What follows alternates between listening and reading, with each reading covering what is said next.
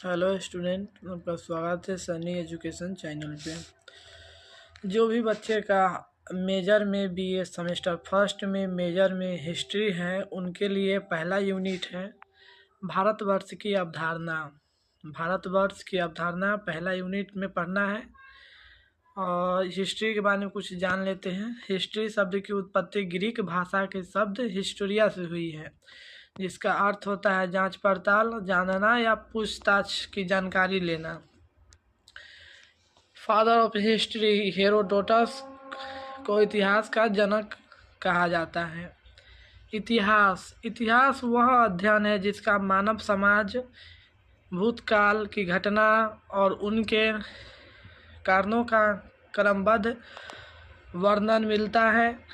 यह हमें अतीत की गलतियों और उपलब्धियों सिखाने का अवसर देता है तथा वर्तमान भविष्य को सामने समझने में मदद करता है।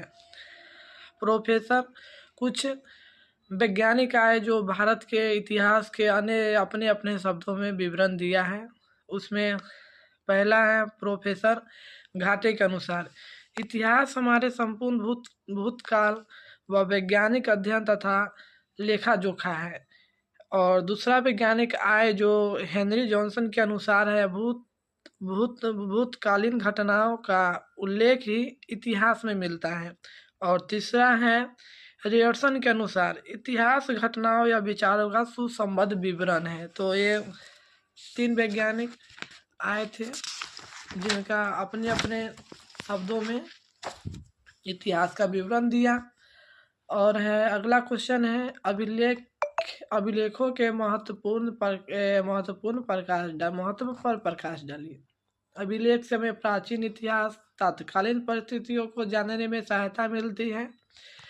इन अभिलेखों की सहायता से संबंधित साम्राज्य, राजवंश आदि की सही तिथि की गणना से हमें सहायता मिलती है।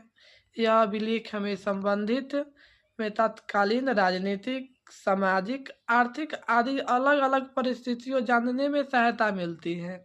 अभिलेख विभिन्न प्रकार के होते हैं, जैसे शिलालेख, स्तंभ, ताम्रपात्र, गृहलेख, मूर्तिलेख इत्यादि। ये हो गया मेरा क्वेश्चन। और आगे बढ़ते हैं वेदों पर। वेद के बारे में कुछ जान लेते हैं।